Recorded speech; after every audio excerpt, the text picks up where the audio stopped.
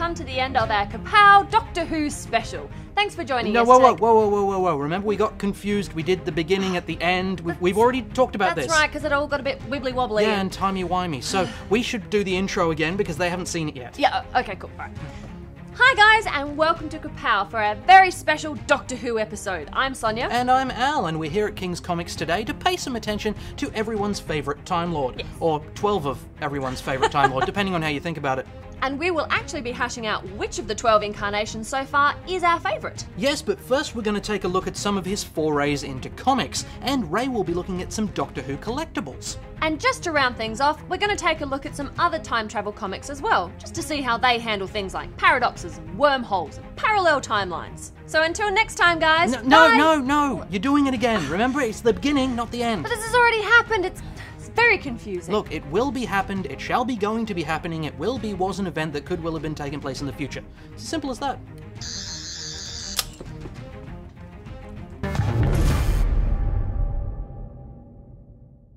We've seen before that comic book adaptations of sci-fi TV shows can be a little less than impressive. Star Trek. But is that true of every adaptation in this area? We take a look at Doctor Who's foray into the illustrated page to find out. Starting with the most recent, we took a look at Doctor Who Skyjacks, Volume 3, which features the, let's say, 12th Doctor, Matt Smith, along with his most recent companion, Clara Oswald. Yeah, I think we can say 12 now after the events of Day of the Doctor. For any of you big Whovians out there, we are assuming that John Hurt is the newly minted 9th Doctor. Yes, and we understand that could be arguable. I know that number-wise you could consider him to be kind of an in-betweener, kind of like the Valiard is supposed to be popping up between number 12 and number 13, so, but we're just going with this for now, Let's go with it. Anyway, Skyjacks. Yes! Clara Oswald wakes up to find the Tardis out of power and then gets stuck in a repeating corridor with a big red button that absolutely must not be pressed under any circumstances. So once she presses it, she finds herself falling through the air and into the middle of a war between aliens, robot pterodactyls, and the crew of a World War II bomber. I was actually surprised by this one. I mean, it captures the feel of the show whilst enjoying not having to work to a BBC budget. I think Andy Diggle and Eddie Robson's dialogue stays true to the series and ties in nicely without requiring too much foreknowledge, so that's great. I wasn't a huge fan of Andy Kuhn's artwork, though. Yeah, it was a little sketchy, and there were a few too many blank backgrounds, but they were trapped in a place that didn't seem to have any ground, so it didn't really bother me. Next up, we took a look at a couple of the Doctor Who omnibuses. Omnibuses? I think we're fine with omnibuses. Omnibuses? That's just Omnibuses. fine. Yes. So, keeping with the working backwards through time theme, we checked out the Doctor Who Omnibus number 2, mainly starring David Tennant's Doctor, with a single Matt Smith story, A Fairy Tale Life, right at the end. Let's be honest from the outset. Tennant is my favourite Doctor of the new batch, so I was predisposed to like this. Yeah, I might have to admit the same thing. David Tennant is fantastic. And he is faithfully rendered here by writers like Tony Lee and Jonathan L. Davis. The humour that we associate with Tennant's Doctor is clearly there, along with the darkness that he could bring to the role. I also like the slightly cartoonish quality that was evident in the artwork. Artists like Al Davison, Matthew Dow Smith, and Kelly Yates do a great job of bringing this universe to life. I think it's possible that Whovians are going to get more out of this than the casual reader, but honestly, why would you pick this up if you weren't a Doctor Who fan? So I don't think that really matters. Our final Time Lord on the block brings us to the Doctor Who Classics Omnibus Volume 1, mainly starring the two Bakers, Doctor 4, Tom Baker, and Doctor 6, Colin Baker, although there are appearances by Doctor 1 and Doctor 7. And that's one of the things that I loved about this. You can slot in earlier or later incarnations without having to worry about actor availability or indeed them getting older. Beyond that though, there are some great stories in here that take you right back to the old school Who tales. True, a lot of great writers like Grant Morrison and Steve Moore make their presence felt in this collection, along with some era-faithful art, mainly by Dave Gibbons. So there you have it. Unlike some other franchises, Doctor Who translates quite well to comics. I agree. I mean, it may be due to the materials. You've got a small reoccurring cast and the entire span of space and time to play with. It gives creators a lot of freedom, and I think it thrives as a result. Absolutely. So if there are any other Who adaptations you think we should take a look at, then please let us know. I mean, Paul McGann alone has a huge following in terms of spin-off novels and audiobooks, so there are lots of stories left to tell, most of them with a lot of running. Love the running. Hi Hi, Ray. Hi, Sonya. Hi, guys. Fancy a cuppa? Yes, please. Well, you can't. Oh, why? Well, because every time I pour a pot and then I go to tip it into the cup, the tea's gone. Well, it is a Tardis teapot. It is! This Tardis has had its chameleon circuit tweaked to include a handle and spout, but the teapot's design has been carefully integrated with the police box shape, with the stacked roof as the lid and the lamp on top as its handle. It's carefully detailed to the pebbled shading on the Tardis windows, the text on the phone panel, and the St. John ambulance badge. And it holds 750ml of tea goodness. We should mention that it's by Xeon, who provide a nifty 12-month warranty, but Yes. it is not dishwasher or microwave safe. No, apparently this will unleash powerful extra-dimensional forces which will distort the fabric of reality, open a portal into a pocket universe, and ruin the colour. Yeah, I'm gonna put you in a dishwasher in a minute. Lovely. I really like this. It's very cute, and I thought that the price was really reasonable. The lid comes on and off very easily. It's a good sized handle, and it feels really comfortable to hold. And I especially like the colour. Yeah, the colour is great. I also like that there's a decent sized lip on the lid that acts as a nice failsafe if you forget to hold it as you pour. But I'm concerned about some of the print work. One of the windows is slightly tilted, and some of the lettering, although clear, is also tilted. I just hope that it's not a common thing like the TMNT Donatello lazy eye Yes. thing. Yeah, but look, that aside, I'm gonna give it a borrow. Fair enough. I mean, I would suggest before you buy it, just take it out of the box and give it a bit of a once over. Yeah, it's good advice. Yeah. I actually do own one of these. Oh, yeah? Yes. It's perfect for when you need a superheated infusion of free radicals and tannin. Just the thing for healing the synapses. I'm giving it a buy. Right. Alright, well, let's move on to the fourth Doctor with Dalek collectible by Character Options Limited. Masking his brilliant and inventive mind behind a facade of bohemian eccentricity, he arrives followed by a Dalek in pursuit. This set also comes with both the sonic screwdriver and exterminator accessory. The packaging is good with a bit of a scene cast behind the figures if you like to keep your collectibles in the box. That said, the characters themselves shine a lot more out of the box. They really do. The design is excellent. Yes. Both figures look like the characters and are also surprisingly functional. They feel solid in the hand and the paintwork is really good. The cross-hatching around the neck of the Dalek is detailed and none of the hemispheres are defective. Yeah, and the detail in the Doctor is good as well. The worn look of his pants, his fabulous long coloured scarf, the messy tie, they're all great touches. The expression also provides character, and the paintwork here, too, is sound. But what I like most is the movement. Even though the Doctor looks quite stiff, he's surprisingly nimble. The joints move easily and smoothly. I don't get a sense of weakness at any point. And I love that under the stiff coat, they chose to maintain hip movement. You can even get some nice subtle angles on the head movement as well, despite the fact that the scarf is fixed around his neck. Now, there's not much to demand of the Dalek. No. But his arm and weapon have free movement. The eye stalk moves up and down easily, and with a twist, the head moves 360 degrees. There's also wheels on the bottom that spin freely, even though they don't always get a lot of traction on smooth surfaces. I really like this set. There are 11 that you can choose from, or you can just collect all of them. Yeah, you could. Yeah, I'm gonna give it a buy. Alright, cool. Despite the fact that the Dalek has a slightly bent eye stalk, I think this is a minor issue. I'd probably be able to correct it myself. Yep. I'm giving it a buy as well. This is a great set. I especially like that the ends of the scarf can be moulded and moved about to help create some nice action with the figure. So, who's your favourite Doctor? Zoidberg. Doctor Who. What? I just answered you. Look, Al asked me the same question before. Is this some kind of stupid joke, guys? Knock knock. Who's there? Yeah, is he? Which one? Zoidberg?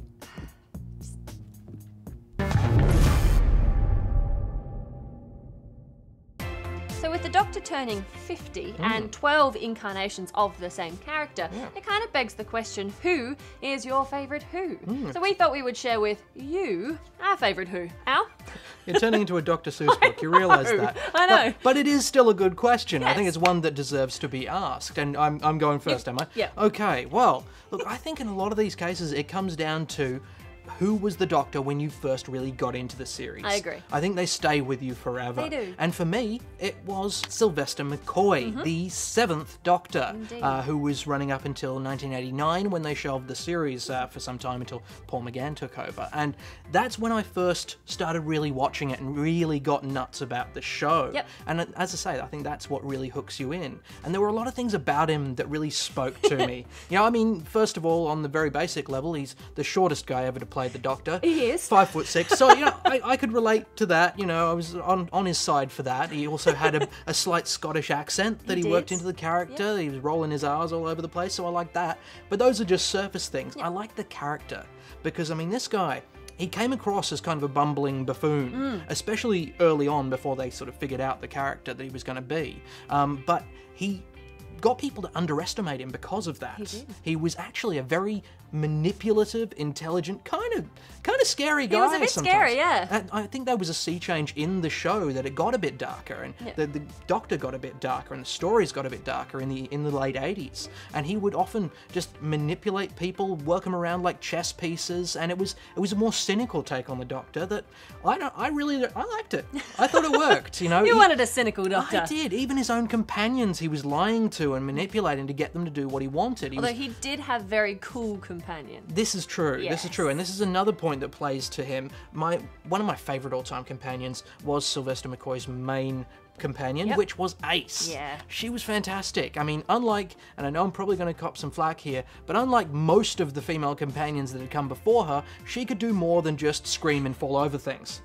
You know, I mean, on an infinite clear plane, these females would find something to trip on. So could I. And then they'd scream. You know, and Ace didn't do that. No. Ace didn't play that. She made pipe bombs. She hit things with baseball bats. She wore a jacket with patches on it, and she was excellent. She was a really cool companion, and she had a great character development as well. Yeah, which I think is really important in such a long-running series. You have to have that character development happen, not just with the Doctor, but with his companions. Yeah, and I mean, McCoy was only the Doctor for 2 seasons, 2 years anyway, and Ace really did develop. She was coming from quite a dark place in her own life, and she developed through the character as she went along, which was great to see. Absolutely. So, I mean, for that and for so many other reasons, I mean, the umbrella, also awesome. So umbrella cool. with a question mark. Yeah. That was a great little bit of prop. Yes, it was. I mean, that's better than a leak strapped to your chest. Yeah, wow. Not to hack on Davison, because he's fantastic. Yes. So, for those and for so many other reasons, that is why Sylvester McCoy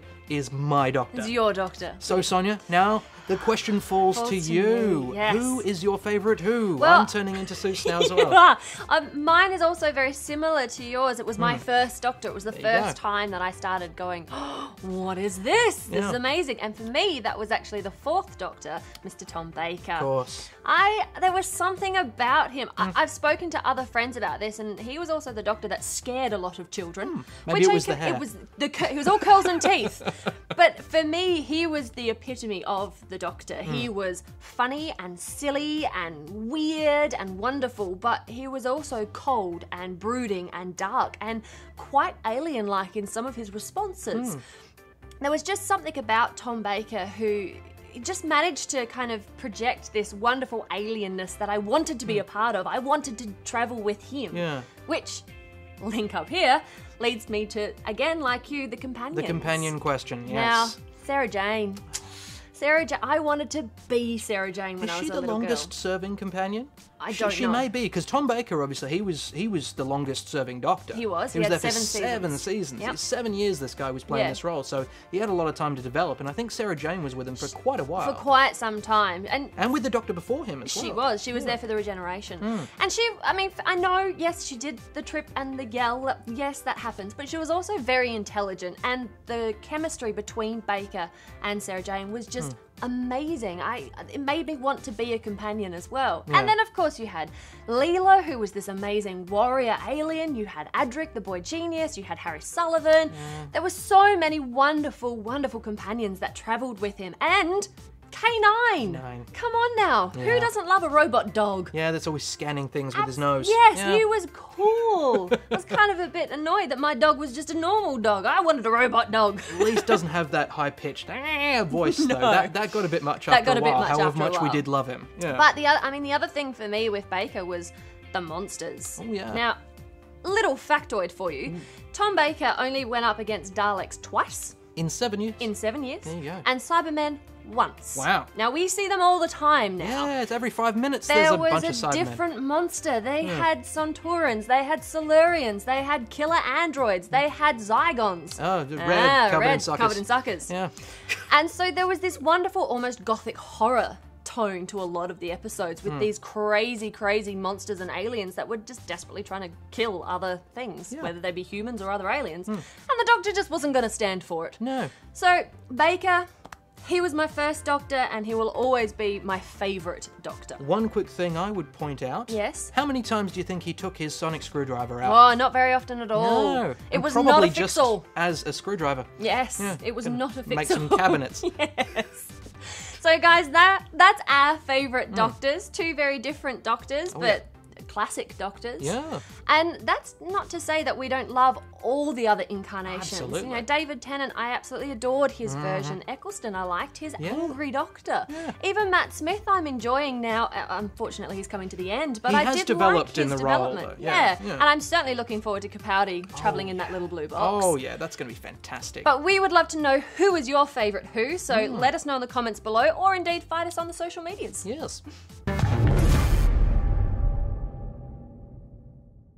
Well guys, as you know, we're getting our Doctor Who on today, and as is our wont when we look at genre adaptations, we like to look at a few other comics that have been kind of splashing around in the same wading pool. And in this case, that wading pool is hurtling heedlessly through time and space, which has got to cause water damage. To say the least. Yeah.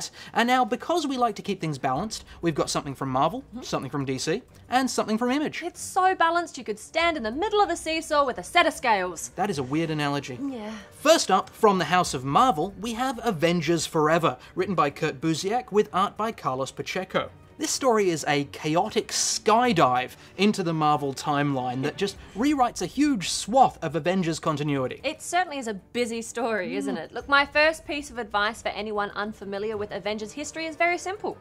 Don't bother. On the other hand, if you're familiar with the lives of Steve Rogers, Hank Pym, Janet Van Dyne, Clint Barton, and the rest, then you'll likely eat this up with a spoon. Yeah, it is one of those stories, isn't it? Heavily dependent on prior knowledge, but it's still one hell of an entertaining ride. As the time-travelling meddler Immortus shows the true extent of his machinations, from the very beginnings of the Avengers on into their potential futures. A fantastic story, but yeah, not for the uninitiated. No. Next up, we have our DC offering. The Return of Bruce Wayne. When Batman died during the events of Final Crisis, Bat fans around the globe uttered a synchronised WTF, followed by a very educated, well, how's Bruce going to get out of this one? And this story shows us exactly how he does. While Dick Grayson is taking on the mantle of the Bat, Bruce Wayne is plummeting backwards through time, and then clawing his way forwards in leaps and starts, from prehistoric cavemen, to witch hunters, to pirates. Who doesn't love pirates? Batman carves his way through history to find his way home, while his Justice League companions struggle desperately to stop him. Keeping in line with Grant Morrison's other work, this is storytelling that does require a little bit of prior knowledge to fully understand what's going on, but I think it would still be fun regardless. Yeah. And there's a vast array of artists all working on this that are just too numerous to name. No, so we'll put them there. Yes, That's and that. they all do an amazing job at creating the different eras. And finally, we have a story from Image called Comeback, written by Ed Brisson with art by Michael Walsh. A very clever little time travel story that plays around in the world of crime fiction. Yeah, and it fits in rather well with our theme because one of the main characters, Mark, looks a hell of a lot like David Tennant. Yes, he does. Yes. Mark and Seth work for a company called Reconnect, who provide the very illegal service of travelling back in time to save people from premature death, as long as their families pay them $5 million. But the shady dealings of the company go further than that. Unlike our last two books, Comeback doesn't require any kind of prior knowledge. It's self-contained and a very classy crime story that just happens to be filled with confusing time travel back and forth. A really great story that you'll want to read again and again just to make sure that you've got it all. Yeah, so one thing is for sure, I think. Time travel remains a device that can provide thrilling storylines and unexpected twists. So whether you're a robot traveling back to try and kill the leader of the human resistance, or a teenager making sure that your parents kiss at the Enchantment Under the Sea dance, time travel is here to stay. Hi guys, and welcome to a very special episode of Kapow. With Doctor Who turning 50 this year, we thought it would be a great idea to do, no, wait. What? We've already done this. What? Yeah, no, we've already done this. It's the start of the show. We're at the end of the show now. We're in a time loop. Oh, right, so it will be happened, it shall be going. Yeah, you've already done the Red Dwarf quote. Really? Yeah. Oh, Yeah. well, I guess we better just wrap up then. I guess. Okay, well look, thanks for watching guys, and we'll be back soon, or possibly we've already been back, and this is already Yeah, the okay, past. we're gonna go Or before this all gets too confusing. Keep your eye on Facebook and Twitter for update, guys, and we'll see you last time. Next time. Next time. Damn it. Bye. Bye.